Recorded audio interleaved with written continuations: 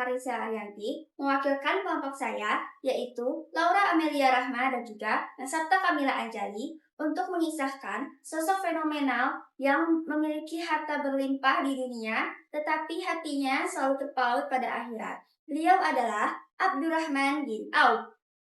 Kisah ini bermula di kota Makkah saat Islam baru saja menyebarkannya secara diam-diam. Abdurrahman bin Auf memiliki keberanian yang luar biasa untuk memeluk Islam di fase awal yang biasa kita kenal, yaitu As-Sabiqunal Awwalun.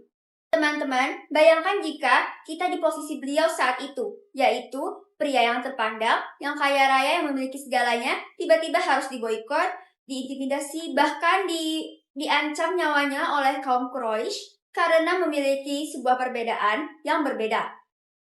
Dari sini kita belajar bahwa orang sukses itu tidak dihitung seberapa nyaman diri kita, tetapi seberapa teguh kita dalam memegang prinsip saat hujan badai mendatangi kita. Momen yang paling menguras emosi adalah ketika turunnya hijrah ke kota Madinah. Ia harus merelakan semua asetnya, semua harta bendanya, sebuah rumah mewahnya, dan seluruh keping emas yang sudah ia kumpulkan selama bertahun-tahun. Saat ia berangkat ke kota Madinah tersebut, dia hanya memakai bajunya untuk berangkat ke kota sana. Sesampainya di kota Madinah, bertemulah seorang Sa'ad bin Ar-Rabi, yaitu orang terkaya di Madinah yang menawarkan separuh hartanya. Namun, disinilah mentalitas yang bisa kita contoh. Abdurrahman bin Auf menolaknya dan justru bertanya, "Terima kasih saudaraku, tetapi tolong cukup katakan di mana letak pasar di kota ini." Disinilah mentalitas pemenang, yaitu kita tidak membutuhkan belas kasih seseorang, tetapi kita hanya bisa mengendalikan kemampuan diri kita dan juga Allah Subhanahu wa Ta'ala. Dengan modal tekad dan juga barang dagangan yang cukup sedikit, seperti mentega dan juga keju, beliau mulai menyusuri sudut pasar kota Madinah yang sangat berdebu. Cara dagang beliau sangat berbeda, yaitu dengan transparan, jujur, dan selalu menjelaskan kecacatan produk tersebut dengan jelas dan tidak menutupi apapun. Karena menurut beliau, sebuah keberkahan lebih penting dari sebuah keuntungan. Karena rasa syukur tersebut, bahkan beliau pernah merasa saat beliau mengangkat sebuah batu, Allah memberikannya sebuah emas. Ini bukanlah seorang sihir, tetapi sebuah jawaban langit atas kerja keras dan juga kejujuran dari seorang hamba yang mandiri. Ada satu ikonik di kota Madinah, yaitu ketika suara gemuruh dan juga debu berbumbung tinggi seperti perang akan datang, ternyata adalah kafilah dagang Abdurrahman bin Auf, yaitu 700 ekor unta dan juga isinya yang penuh dengan bahan pangan. Bukannya bangga, tetapi ia malah khawatir dengan pesan Rasulullah SAW karena peringatan bahwa orang kaya akan paling lama dihisab di akhirat nanti.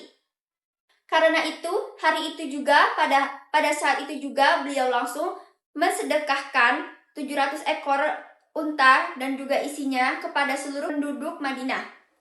Dari seorang Abdurrahman bin Auf kita bisa belajar bahwa kekayaan atau harta dari seseorang itu hanyalah titipan dan juga barang untuk menolong sesama dari Allah Subhanahu wa Ta'ala, bukan untuk disimpan sendiri apalagi dipamerkan.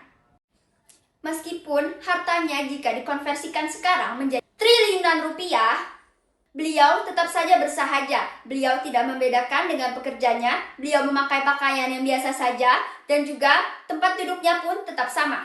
Bahkan ada seorang asing yang ketika mencari keberadaan Abdurrahman tidak ketemu karena beliau sangat menyatu dengan orang-orang biasa. Beliau juga bukan orang kaya yang hanya duduk di belakang meja, tetapi beliau adalah pejuang garis medan yang tubuhnya dipenuhi dengan luka untuk membela agama Islam. Kekayaan tidak mengubah kepribadiannya, tetapi mengubah kedermawanannya. Sebagai penutup, kami dari kelompok 6 mengajak teman-teman untuk merenung. Kisah Abdurrahman bin Auf ini bukan sekedar kisah dongeng seorang yang sukses, tetapi bagaimana cara menjadi manusia yang bermanfaat. Beliau mengajarkan bahwa tidak apa-apa menjadi orang kaya, asalkan harta yang didapatkan dengan hasil yang halal dan juga tetap bisa memuliakan orang lain. Jangan pernah malu untuk memulai dari bawah, jangan pernah takut untuk berbagi, dan juga tetaplah rendah hati setinggi apapun posisi kita nantinya. Terima kasih sudah menonton video kami sampai selesai. Semoga hikmah yang bisa didapatkan bisa diterapkan di kehidupan sehari-hari. Mohon maaf atas segala kekurangan. Wassalamualaikum warahmatullahi wabarakatuh.